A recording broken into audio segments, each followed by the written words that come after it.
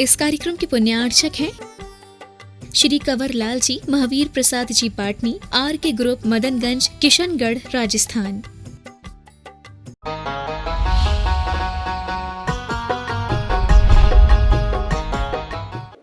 तो यह मनुष्यकृत उपसर्ग इस तरीके के होते हैं। कभी ये ग्रंथ पढ़ना आप, जैन सम्राट चंद्रगुप्त मौर्य, सुन रहे हो, ज्ञानपीठ से प्रकाशित है। और वह सम्राट चंद्रगुप्त मौर्य के समाधि मरण का उसमें वर्णन है, साथ साथ उसमें चाणक्य के भी समाधि मरण का वर्णन है। किसके?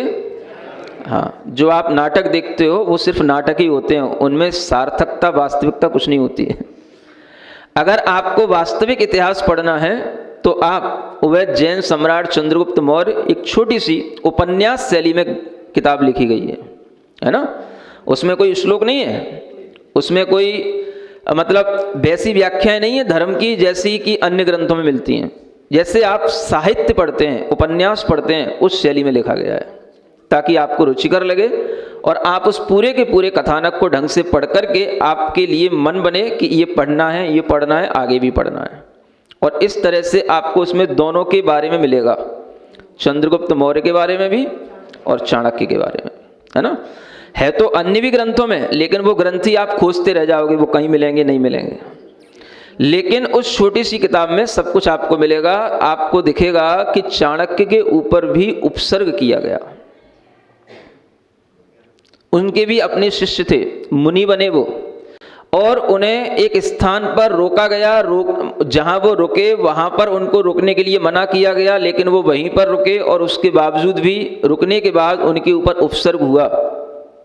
और ये उपसर्ग हुआ तो इस तरीके के उपसर्ग के माध्यम से भी उन्होंने समाधि मरण किया। ये उपसर्ग इस तरह से चलते रहते हैं। आपने पांडवों के बारे में सुना होगा, वो अपना आत्म ध्यान करने के लिए बैठ गए, शुक्ल ध्यान, धर्म ध्यान में लीन है, और उनके ऊपर भी उन्हीं के रिश्तेदारों ने आकर के उपसर्ग किया। उन्हें गरम गरम लोहे के आभूषण पहना दिए और उनका पूरा शरीर उससे जल गया। ये सब क्या कहलाता है? ये सब उपसर्ग है, मनुष्यकृत उपसर्ग है। ये कौन कर रहा है? हाँ, कई मनुष्य ऐसे होते हैं, घर के ही संबंधी ऐसे होते हैं कि व्रती साधकों को भी मरने के लिए तो तैयार हो जाते हैं, मारने के लिए तैयार हो जाते हैं, लेकिन उन्हें व्रत का पालन नहीं करने देते हैं। सुन रहे?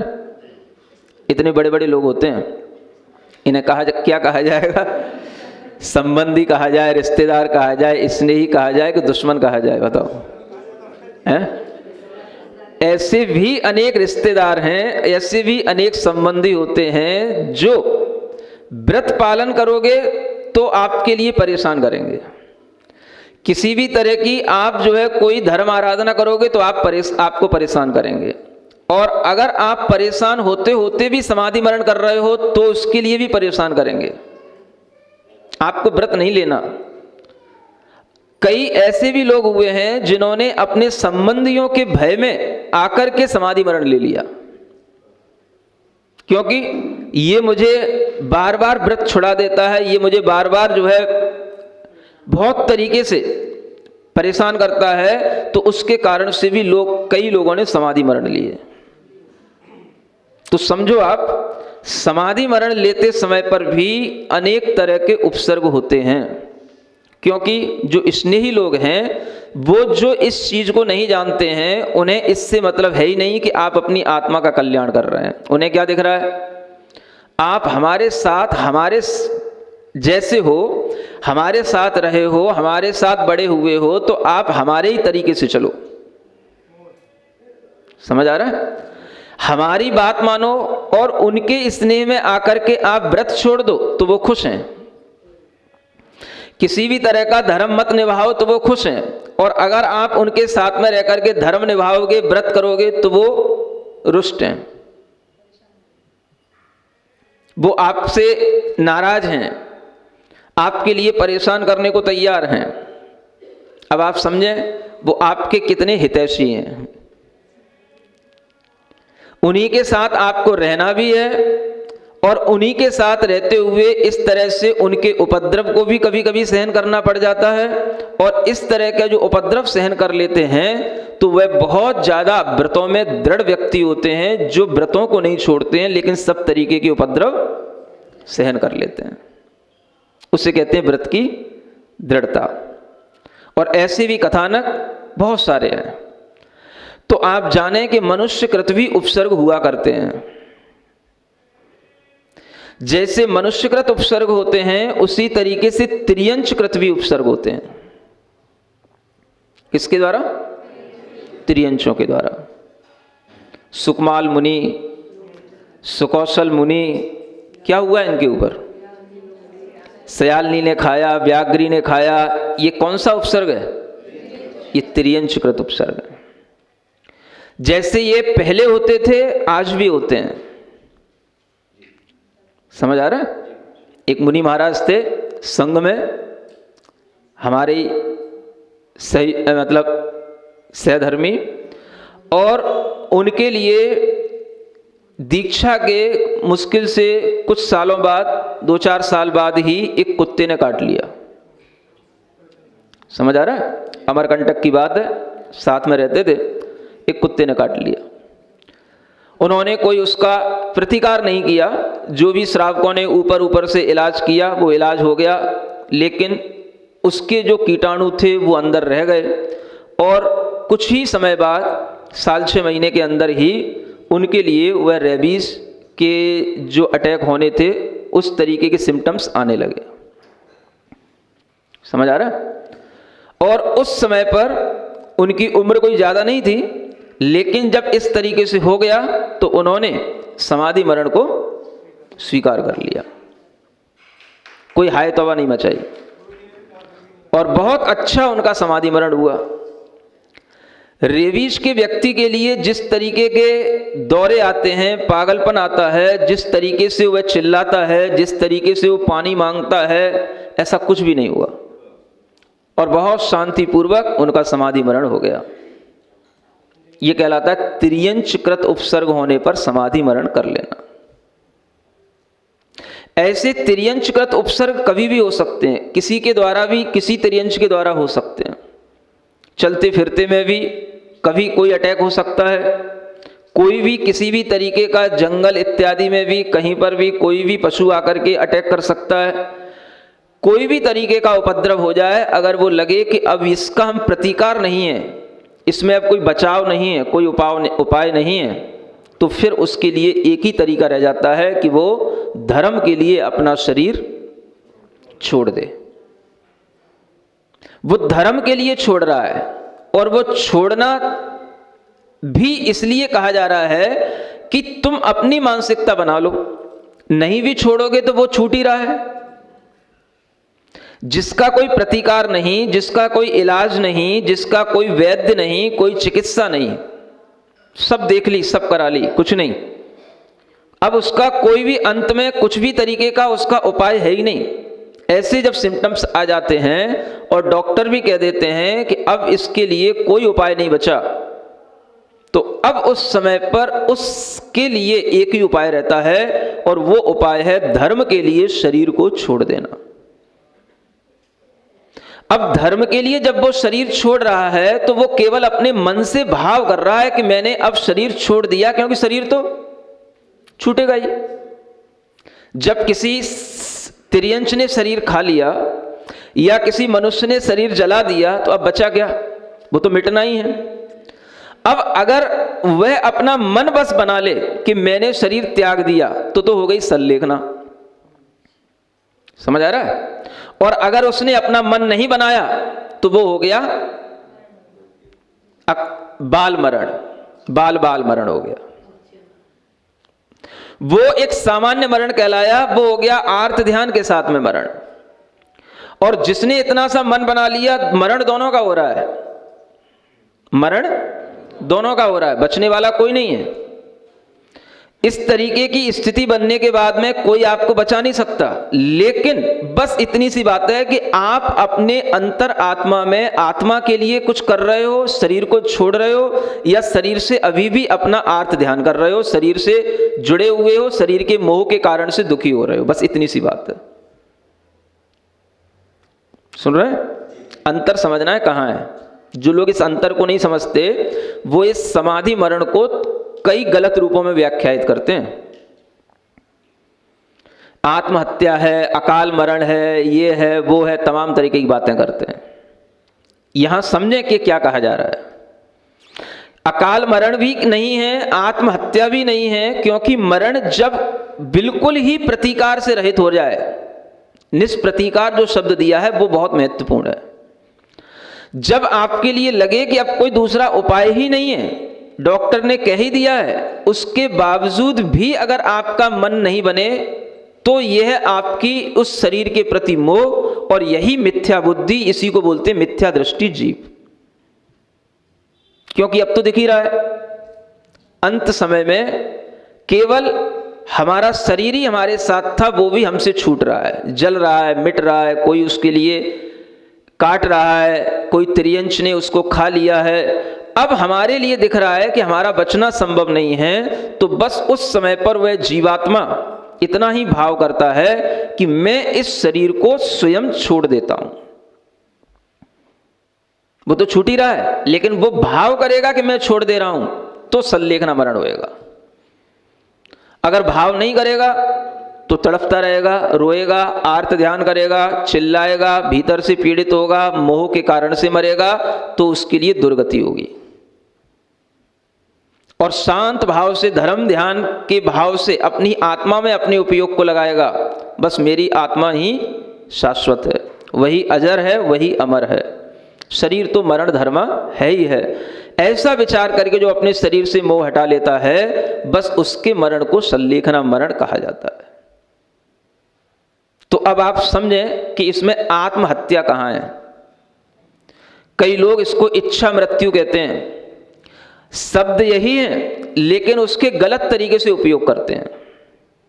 और ये इच्छा मृत्यु आपकी इच्छा में आ गया कि अब हमें इस कंडीशन में हमें अपनी मृत्यु करना है। मृत्यु करना क्या है? मृत्यु तो हो ही रही है, अब हमें उस मृत्यु को देखना है, उस मृत्यु को स्वीकार करना है, इसका नाम है इच्छा मृत्यु।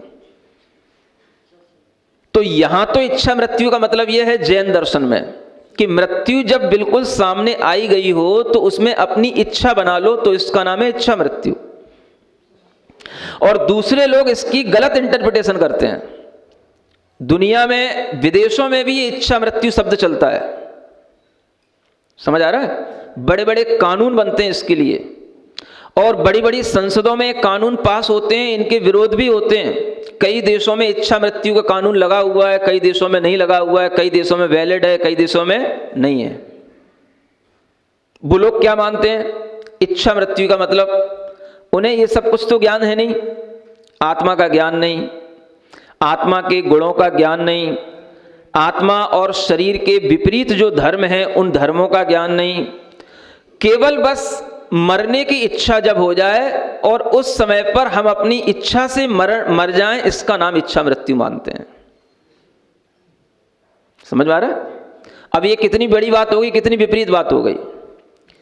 इच्छा मृत्यु का मतलब ये नहीं कि जब हमारी इच्छा आ जाए तब हम मर जाएं। हम किसी भी तरीके से आकुलित हो गए, परेशान हो गए, दुखी हो गए, यार अब तो मरना ही अच्छा है, चलो मरने के लिए हम तैयार हो गए, मर गए, माने हमने कुछ भी खा लिया, फांसी लगा ली, कुछ कर लिया, इच्छा मृत्यु हो गई। इसको लोग इच्छा मृत्यु कहते हैं। अब आप सोचो, इस इच्छा मृत्यु में और इस समाधि मरण में कितना बड़ा अंतर है। यह समाधि मरण उस समय पर हो रहा है जिस समय पर आपके लिए और कोई दूसरा उपाय शरीर को छोड़ने के अलावा कुछ बचा नहीं है। दूसरी बात, समाधि मरण वो अंगीकार करेगा जिसे चैतन्य आत्मा और शरीर इन दोनों के गुण धर्मों का ज्ञान होगा। जिसे ज्ञान होता है आत्मा शाश्वत है, शरीर तो नश्वर है। शरीर तो हाड़ मांस का बना हुआ एक अलग पिंड है, और आत्मा चैतन्य रूप, ज्ञान रूप, अनंत गुणों रूप एक अलग वह चैतन्यमय पिंड है, जिसे इस तरीके का एक डिस्टिंग्विश करना आता है, भेद विज्ञान जिसके अंदर रहता है, वही व्यक्ति इस तरह से समाधि मरण कर सकता है। जिसे अपनी आत्मा में चिपके हुए कर्मों का बोध हो, कर्मों की निर्जरा करने का जिसने साधन बनाया हो, जिसने व्रत इसीलिए लिए हो कि मुझे अपनी आत्मा को शुद्ध करना है, वो व्यक्ति का इच्छा मृत्यु होना, उसको इच्छा मृत्यु कहना इस सेंस में कि हाँ वो भी तो अपनी इच्छा से मर रहा है। क्या कर रहा है? अपनी इच्छा से वह भी मृत्यु को स्वीकार कर रहा है। और एक व्यक्ति संसार के कारणों से दुखी होकर के फांसी लगा लेता है, आत्महत्या कर लेता है, एक वो मर गया, उसको लोग इच्छा मृत्यु कह देते हैं। वो इच्छा मृत्यु आत्महत्या है, वो इच्छा मृत्यु अकाल मरण है, लेकिन ये जो समाधि मरण है ये आत्महत्या नहीं है, ये आत्म जागरण है। समाधि मरण क्या है? आत्म जागरण की प्रक्रिया है, ये आत्मानुभूति की प्रक्रिया है, ये आत्मा को शुद्ध बनाने की प्रक्रिया है, और वो आत्मा को हनन करने की प्रक्रिया है, वो आत्मा को नष्ट करने की प्रक्रिया है, जो आत्महत्या कहलाती है। ये इतना बड़ा अंतर है। और जब तक इस व्यक्ति को इन दोनों चीजों में अंतर समझ नहीं आएगा, तब तक वह इस समाधि मरण को समझ ही नहीं सकता कि इसका कितना बड़ा मूल्य है। उपसर्ग आने पर, शरीर में किसी भी तरीके की ऐसी निष्प्रतिकार स्थिति बन जाने पर आपके लिए इस समाधि मरण को अंगीकार करने का ज्ञान अगर होगा तो आप कहीं पर भी किसी भी परिस्थिति में उस समाधि मरण को अंगीकार कर लेंगे। उस समाधि मरण में फिर आपको कुछ नहीं करना, सिर्फ इतना ही भाव करना है, मैंने अपना शरीर छोड़ दिया, जो दूसरा ले रहा है उसी को दे दिया। दूसरा ले रहा है मतलब जो दूसरा उस शरीर के साथ व्यवहार कर रहा है उसे करने दो, जो कुछ हो गया उपसर्ग वो कर रहा है, मैंने उसको छोड़ दिया, बस हो गया। इसका नाम क्या हो गया? ये हो गया आपके अंदर समाधि मरण का भाव। और जब आप शरीर छोड़ दोगे तो आहार पानी तो अपने आप छूट ही जाएगा। तो 4 प्रकार के आहार का त्याग करने का मतलब यही होता है कि अब हम इस शरीर के लिए कुछ नहीं करेंगे, माने 4 प्रकार के आहार का त्याग हो गया। अगर आपको उस समय पर आहार त्याग करने का भाव ना भी आए, केवल आपके मन में क्या आ गया? मैंने इस शरीर को छोड़ दिया, बस मैं आत्मा हूं, समझ लो आपके लिए आहार का भी त्याग हो गया, परिग्रह का त्याग हो गया, सब हो गया, क्योंकि इस शरीर के ही साथ सब जुड़ा हुआ है। शरीर नहीं है तो कुछ नहीं है।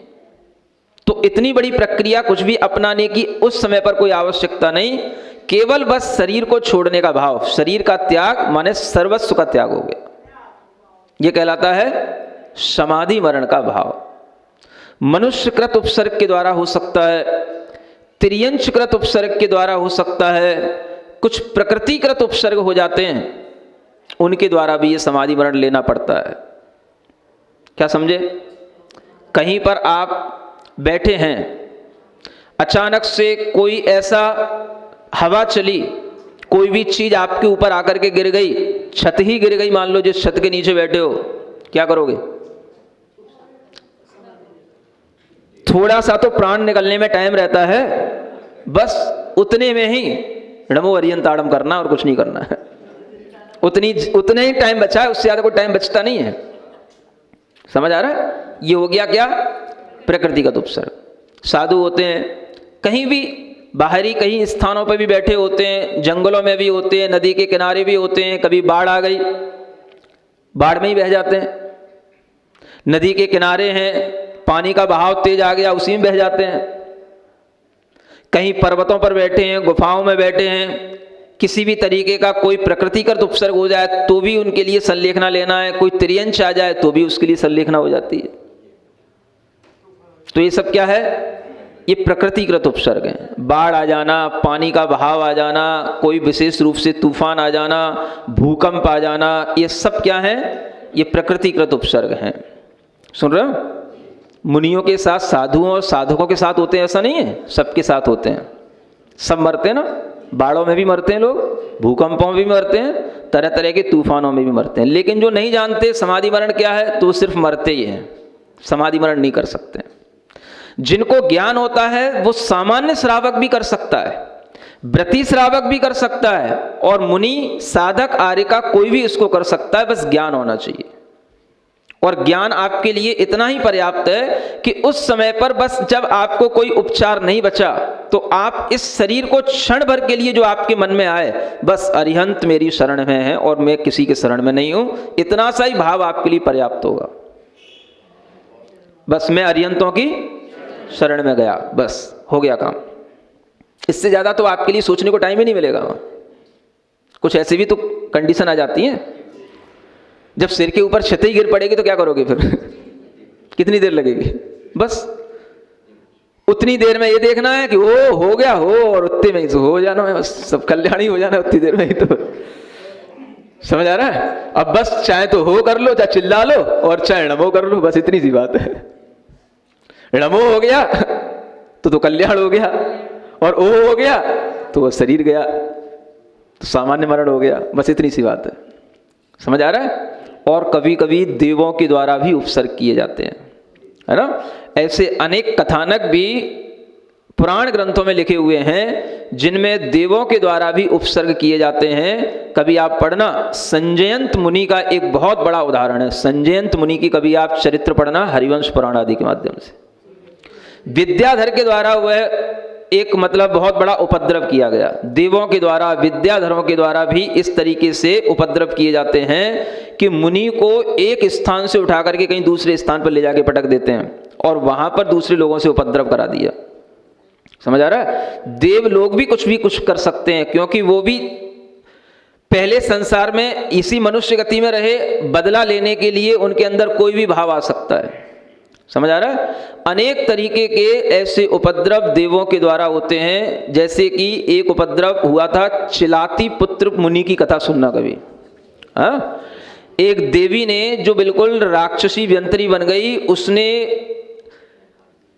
ये जो चील होती है, चील है ना, इसका रूप धर करके उनकी आंखों में नोच नोच करके उनको मारा।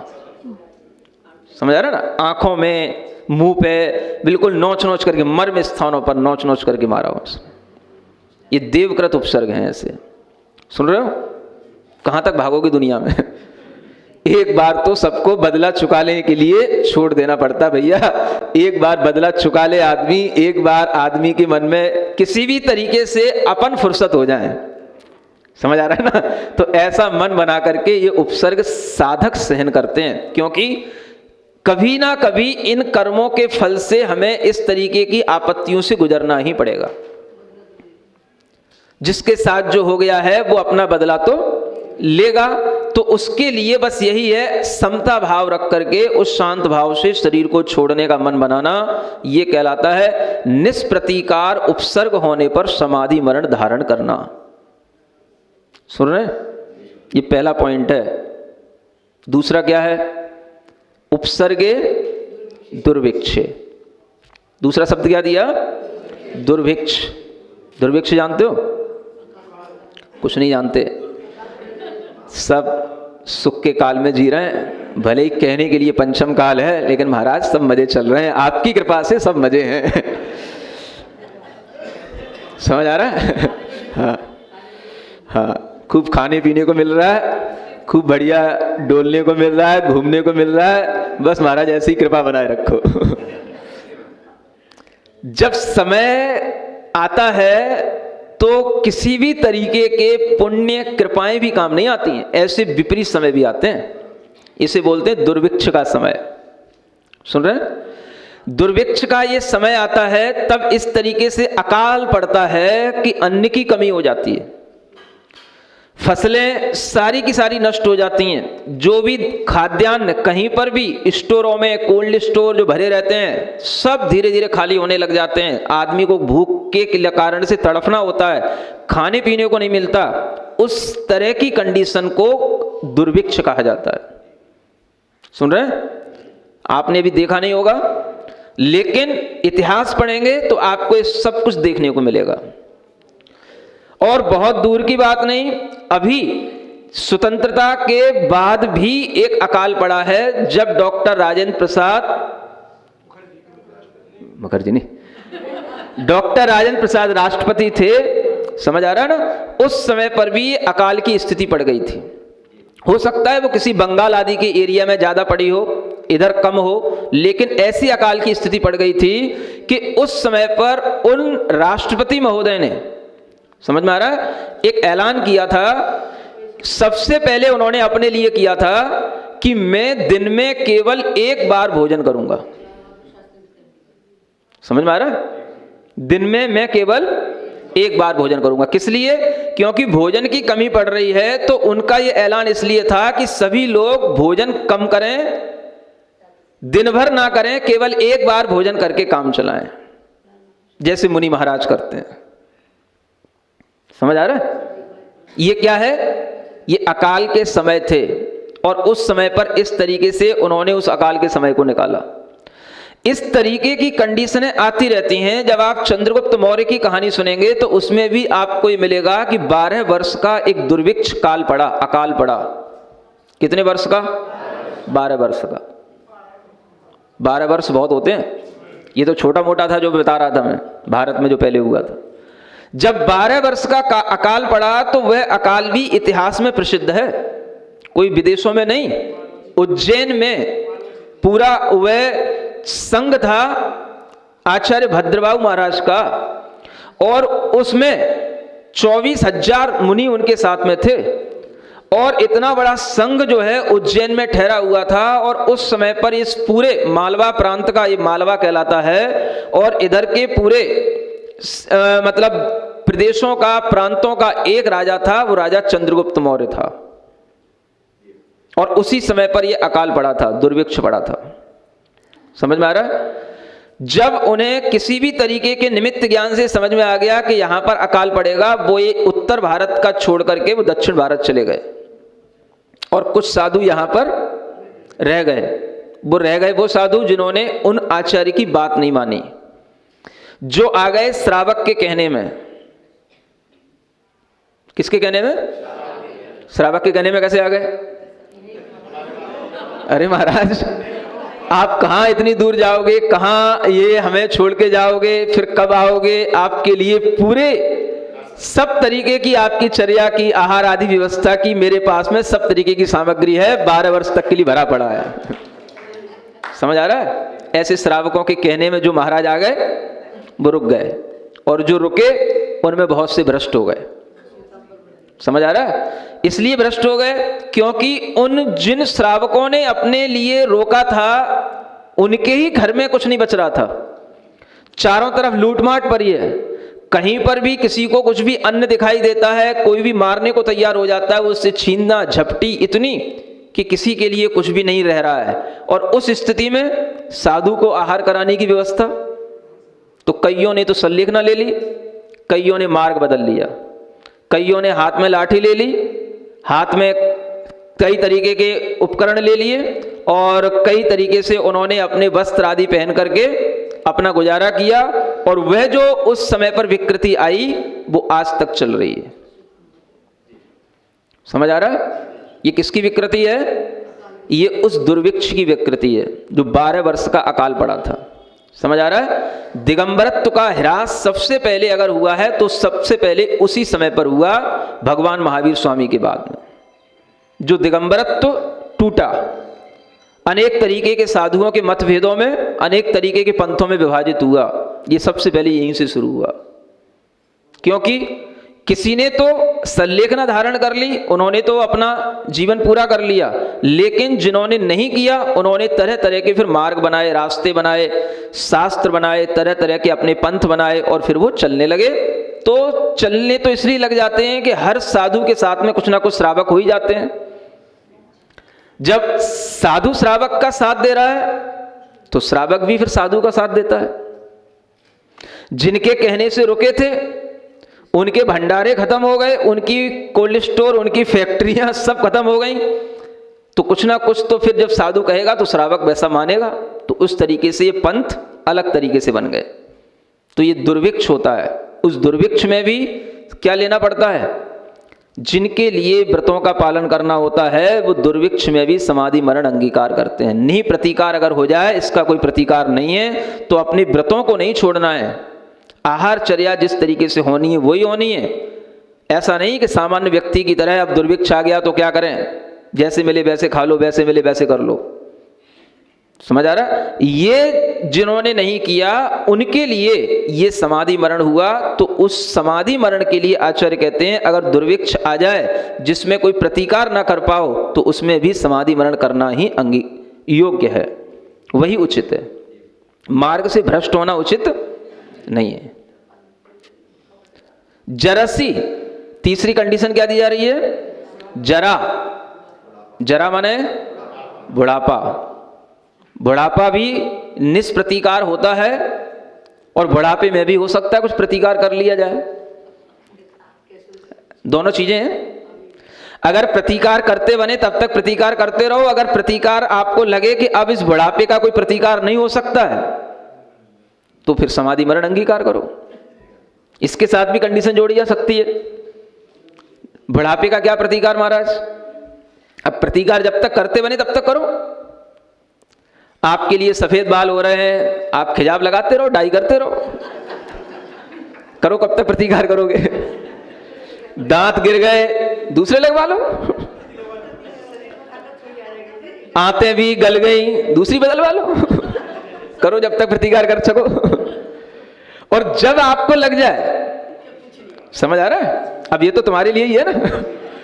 जब आपको लग जाए कि अब इसका कोई उपाय दूसरा बचा नहीं है, बाल भी काले काले करके थक गए, वो काले काले करते भी उड़ गए, समझ आ रहा है? दांत भी जो है सब तरीके के लगा लगा करके सब खा लिया, आंतें भी बदल बदल करके सब काम हो गया, लेकिन फिर भी अब ये शरीर में कुछ बचा नहीं है। डॉक्टर कह रहा है अब इनकी आयु कुछ दिनों की है, कुछ कहा नहीं जा सकता है, बस हो गया कल्याण। समझ आ रहा है? क्या करना है अब? कुछ नहीं महाराज, अच्छे एम्स में जाएंगे, मेदांता में जाएंगे, वेंटिलेटर पर दिन काटेंगे, लो जाना 1 लाख रुपए का चेक जो अपने कमाया है, आखिर किसके लिए कमाया है ना, बस निकालेंगे। और वो मेडी कार्ड, हाँ, जो इसीलिए तो बना के रखा हमने लाइसेंस उसका, है ना, तो बस यही करेंगे, सुखपूर्वक मरेंगे, वेंटिलेटर में बढ़िया ऑक्सीजन मिलेगी, पड़े रहेंगे एसी में। समझ आ रहा है? तो ये क्या करेंगे आप? ऐसे लोग कभी भी समाधि मरण नहीं कर सकते।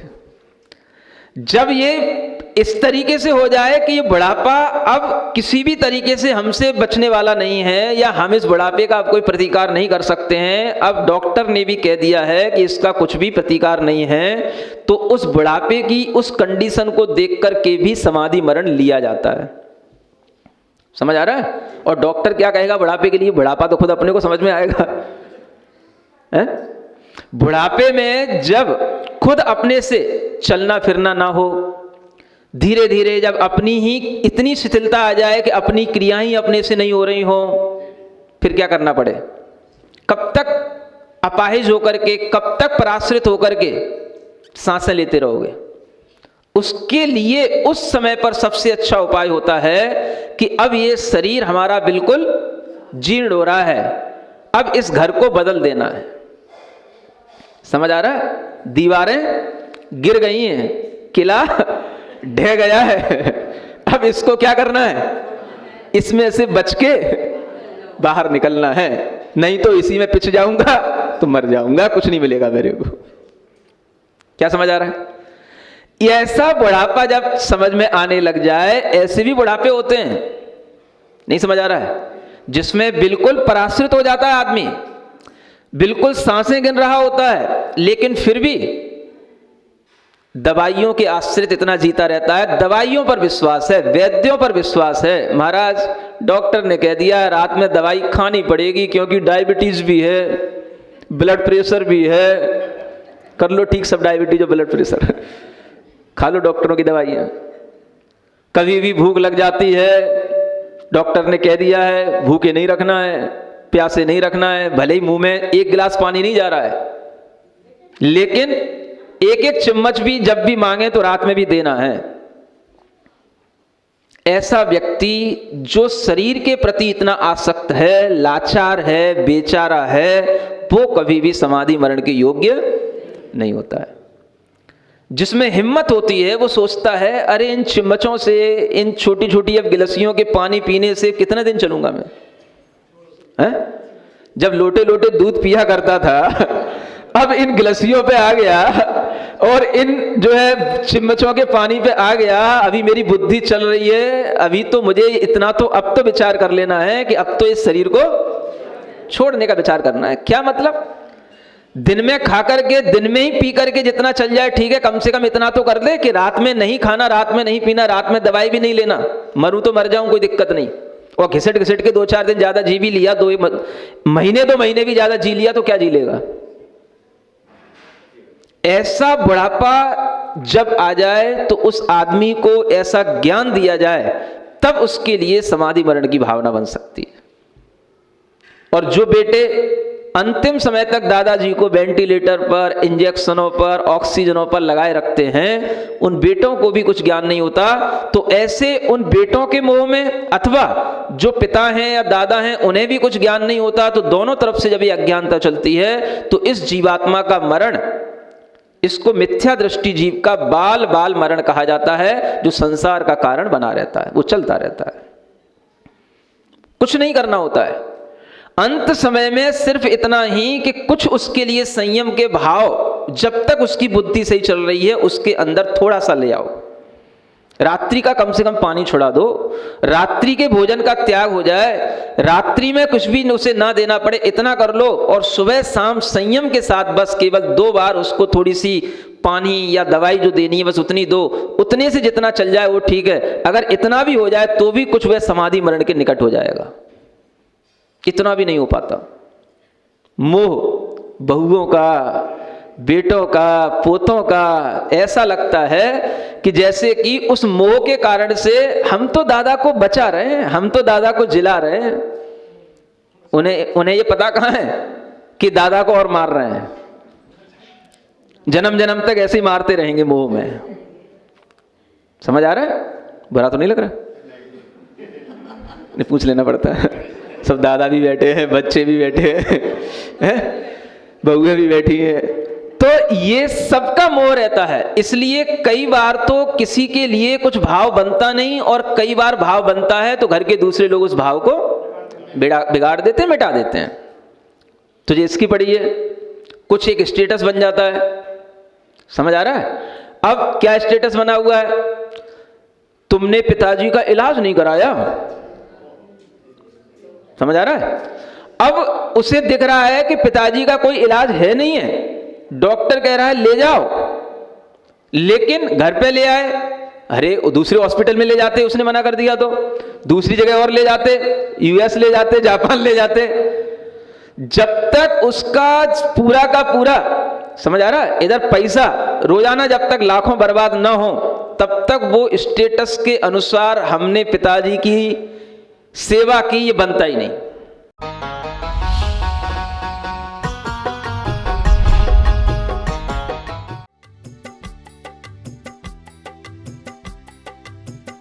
इस कार्यक्रम के पुण्यार्चक थे श्री कंवर लाल जी, महावीर प्रसाद जी पाटनी, आर के ग्रुप, मदनगंज, किशनगढ़, राजस्थान।